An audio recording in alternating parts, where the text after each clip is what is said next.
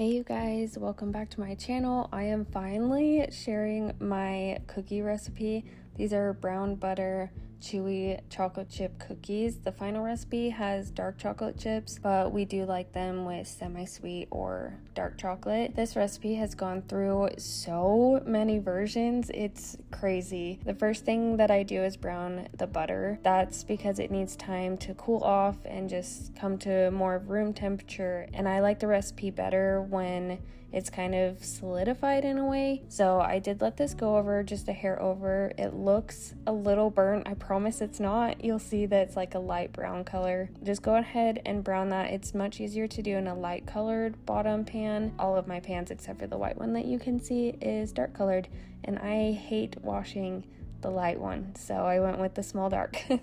So I just set this off to the side on my counter and just cover it lightly and just let it sit throughout the day until I'm ready to use it. So as you can see, the butter is like a lighter brown color, light/medium dark color, and that's kind of what you're looking for to make sure that you have like the nutty taste of the brown butter. And keep in mind, you are cooking out a lot of the moisture aspect, so it does need to be added back in.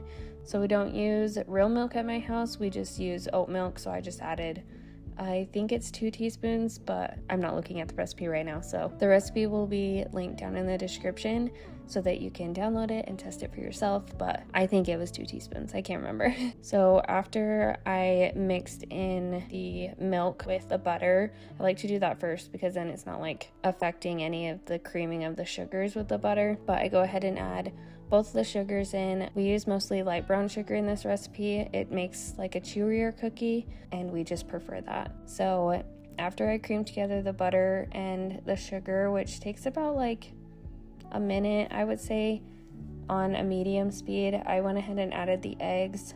It has full eggs, and then it also has egg yolks.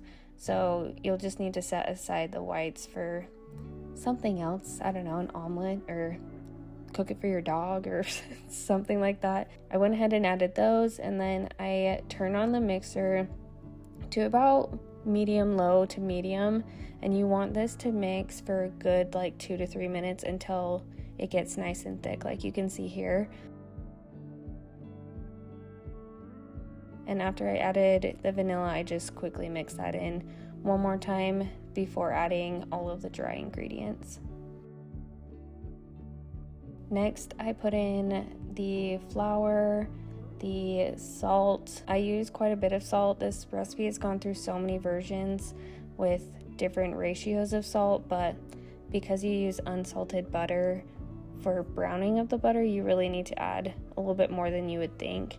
And do not use salted butter. I have done that and they are terrible. And obviously I cut the salt ratio down, but for some reason you have to use unsalted.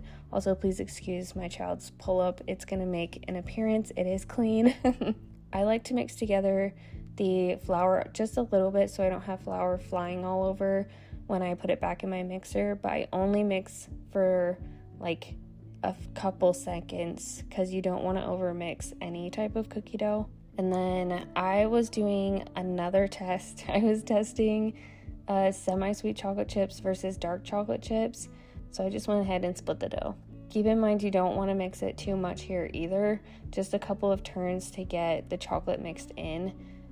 And then again, this is a semi-sweet one. I'm just eyeballing the chocolate, but in the actual recipe I have the grams that you'll use. I prefer to work in grams and stuff like that because I don't have to dirty a bunch of measuring cups, and I just add it to the pot and it's all right there. So that's how I like to write my recipes, but to each their own.